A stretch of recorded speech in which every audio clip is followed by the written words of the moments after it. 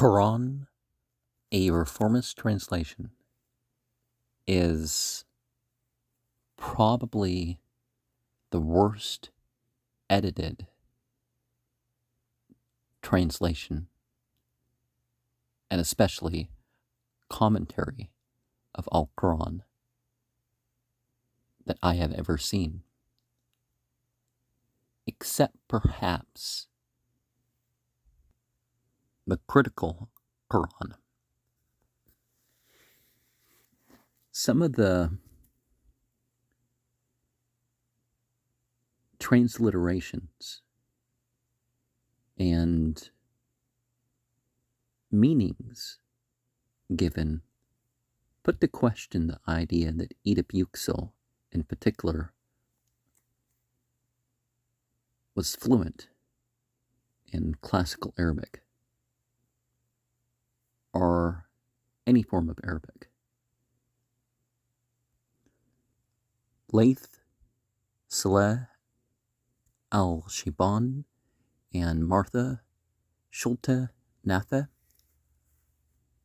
are other examples where, rather than being literal and trying to keep to the fundamental message of Islam, it seems that their so-called progressive, liberal indoctrination seems to be directing a lot of where the commentary goes.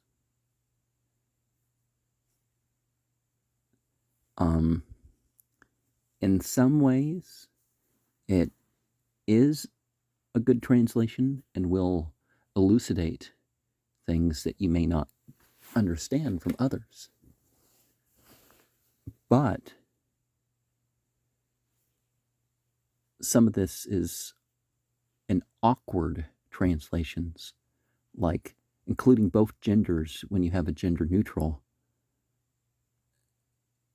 she, he, she, and stuff like that. It sounds odd. I know some people aren't intelligent enough to realize that when you say he in so many things, you're either referring to gender neutral or you're referring to whoever the reader is or whatever.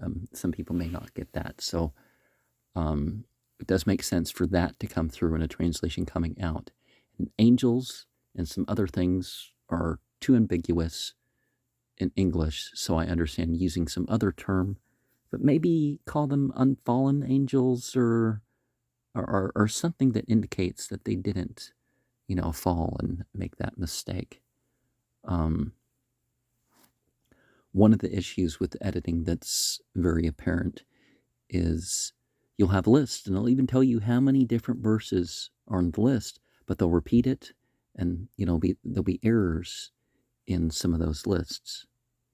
And some of the ways things are phrased in the commentary comes off a bit awkward too. Smell the beef and taste the cheese, and it's like, and of course, idolatry or polytheism or shirking from monotheism, or however you're going to phrase that, is absolutely not the same thing as understanding something other than what's exactly in the Quran. I mean, for such a huge commentary, 173 pages of appendixes, some footnotes, and 50 pages of introductions certainly does not leave one to the position where everything is in the Quran and you don't need anything else. The Quran very explicitly points out that it's explained, who explains it, that you obey the messenger, and the messenger wasn't coming up with his own doctrine, so a lot of Christian dogmas and other faiths informed how things were interpreted with this, and there's some really weird things as far as the interpretation, like them saying that menstruating women, instead of in the state of keep away from and not being blamed, they try to say, well, they should be in the prayer, even if you put a bucket under them, or they should, lead the people in prayer, and stuff like this. So it's, there's some weird interpretations that they kind of take out of context. And there's a lot of talk of stuff that's supposed to be the case, but no example listed. There's all the stuff where they list verses, and a lot of the verses don't back up the argument. You feel like you're watching Van Ippy Presents with a lot more misleading references, right? If you know what philosophy is rather than a bunch of quotes, you're going to realize that Islam promotes all sorts of philosophy. It may not support some of the beliefs that some of the philosophers do, or some of their actions or whatever, but same thing with the science, but it certainly promotes those things. And I wouldn't use the word intelligent design because of its association with creationism. Creationism isn't just you believe in creation, you believe in some particular biblical literalism thing. And, there's great list in here of issues in the Bible, or perhaps, and good things in the Bible. Some of the people who said something about this edition took issue with this, and you don't see that on the cover, of course, the bad reviews, but you do see some of the thing, and calling it Brainbow Press. I've had people, taking issue with that. And Reformist is an issue because there's 4 types of religious people. The fundamentalists, the people who look directly at the sources, in the middle there. And to the right, you have the conservatives. They go through other people's interpretation. And, there's a lot of warning in this book about conservatives. And liberals, too. There's some degree of that, because people who let go of religious and family values. But a reformist, they think they have the spirit, and they're going ahead with it. So that implies some things. There is some differences that the reform in the people rather than the religion, because the religion doesn't need the Reformation. And kicking out the last verses of Surah 9 because one of the phrases don't include one of your issue, it doesn't have your favorite phrase on multiple of 19, and acting like some people, certain numerical coincidences or miraculous things will be a big deal to them. Sometimes it won't. Whether it's actually the case or not, that doesn't mean, they're just blind to religious guidance. If they believe the Quran, then they're kind of, the same group. And the idea that Muhammad never had any other teaching, it just doesn't make sense. And a lot of the claims too, like Bukhari and some of the other ones, it's like maybe they weren't written till this time, but people who knew Muhammad and intervening generations and stuff, there was stuff. There are treaties. I saw this thing. This church admits it. It's part of their history that this is a treaty from Muhammad. From Muhammad, not later generations. And certainly, we can't excuse people because, they knew Muhammad or that sort of thing. So there is some conservative issues that some very good points are driven home in regards to this book. And some of these came in from other areas. Some of the conservative things talked against came in from what existed before the Prophet in the areas where Islam spread strongest. Certainly, there's a lot of functions of the Quran pointed out in here, and the Quran has different names. It has different uses in its various verses, right? We can follow the laws of the land but let's not pretend that underage matters for anything moral. The idea is marrying those who are fully accountable for themselves, but whatever number they put on the thing, has nothing to do with it. But they do make the different point out that Islam is not allowing for, well, they say marriage, but consummation is the actual issue. So you can care for an orphan or have guardianship. So it's not, not making a good case that wouldn't be allowed, but certainly reduced harm. So there are some perceptions going around, particularly to cover up some Talmudic stuff. We can say that the Quran is sufficient for itself. It's perfect in itself. So you can understand it as is. A lot of the details, well, again, it's not, it's just making, that you're going to hear in the Hadith books is a lot of it's not necessary for a lot of people. Because if you have 5 rules of what to eat in the Quran rather than pages and stuff like the Bible, it becomes understandable to a lot of people by itself. And there are a lot of reasons to throw away the idea that the Quran has been changed, not just the manuscript evidence going back to the time of the Prophet, but of course, if you can't trust the generations that wrote down the Quran to have put down the Quran, how can you, or you say that, it was okay for them to do that, but not write down any history of what was going on. That just does not make sense. And certainly it says that, just like in the Bible with Jesus,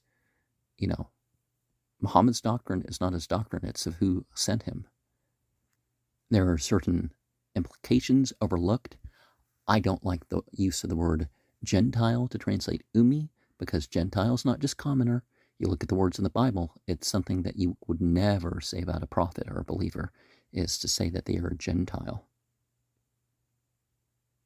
So there are some word associations, but a lot of that is dealt with.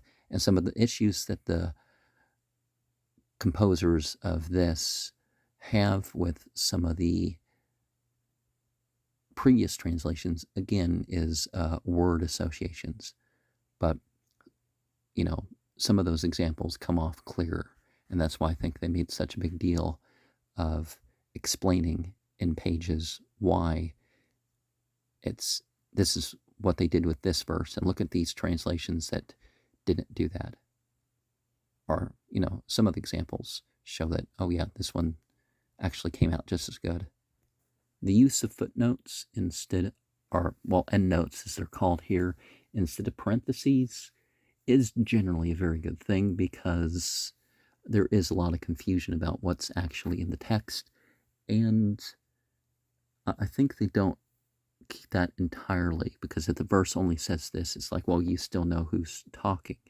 But a lot of people get lost in that, because in some languages it's not as necessary. Even in English, it's not as necessary. It's like, well, here's this dialogue. You don't need to put the name of the dialogue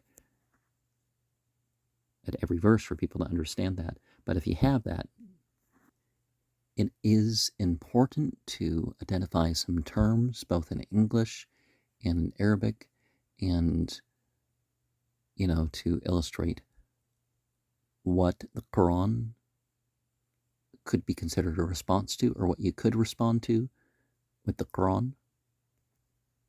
Through people's mentality, whether it was a personal issue or otherwise, we need to realize that some people believe things that they wouldn't without that. So there's some distortions that some people have with things. And so some of that is explained in how the Quran addresses people to get them out of their box. I call it the sociopathic and the psychopathic boxes of the societally imbibed stuff and the self-twisted stuff. There's some going into the history of the number 19 thing, and some factions of the Quran-only people that, would be more understandable. And it does make clear that the number 19 isn't the only thing, that you can find some amazing coincidences regarding the numbers. Sometimes there is a different focus, like, and some things will not fit your sensibilities. That doesn't mean it's not right, or not right for you even. And just like the excluding of a couple verses that historically were always there and theologically create no issues whatsoever unless you go into this numerical code stuff,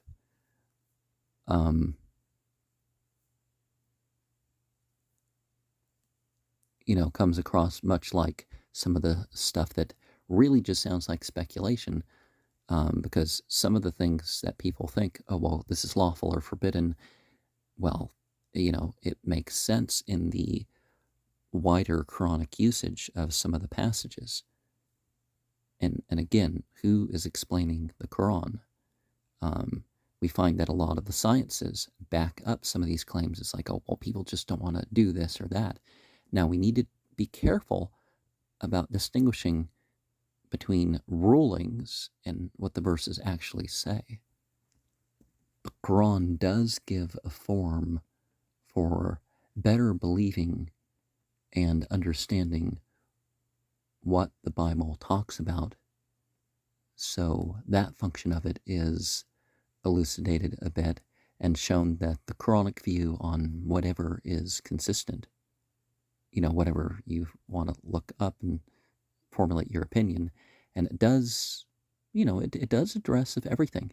I can't say that about any other religious book. Oh, well, the Bible's bigger. It's like, yeah, but the Bible leaves subjects out, especially in this modern age.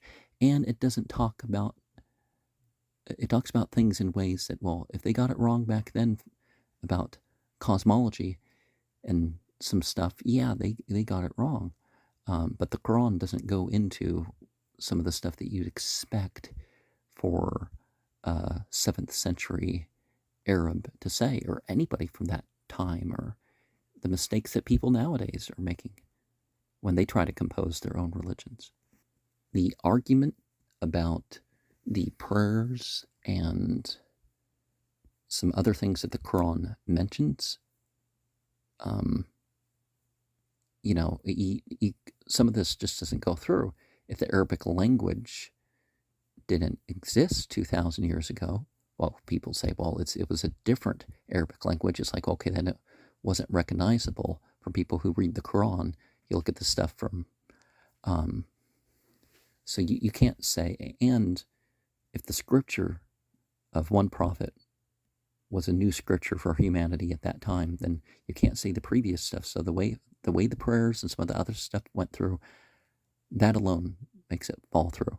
And the idea that there's no inherent cohesion with the prayer. Oh, and did I mention he talks about praying naked?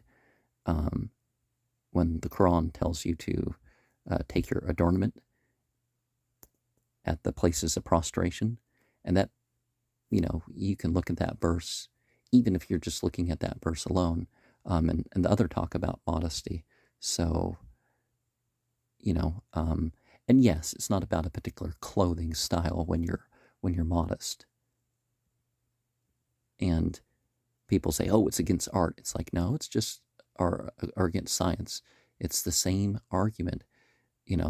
It's not against art or science. It's what people do with that, right? We do need to be careful about assumptions that will form. And so I do credit a lot of the argument regarding the, some of the critical letters that came through. As I said, this book needs a lot of editing. And he does mention looking into the hadith books, whether you call them Sirah or whatever, or Maghazi, or I'm sure there's some other names for it. But, you can't look into religious history and then say, oh, well, but religious history, what it says that, you can't, but what you will find if you actually do read those books, not just something twisted out of context by some preacher or something, you will find that it confirms that Muhammad, the Quran, was the final word on anything. That was what was taught. It commanded you towards the sciences. It commanded you towards learning languages to share the faith. It wasn't about any particular culture. It wasn't an ethical faith, like, Judaism is an ethical faith.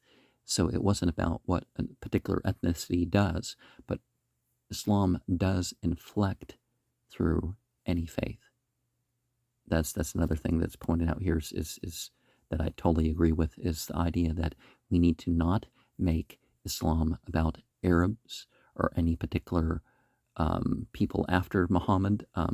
Certainly some groups of people did better than others, or some specific ones from there, but what we are following is the revelation,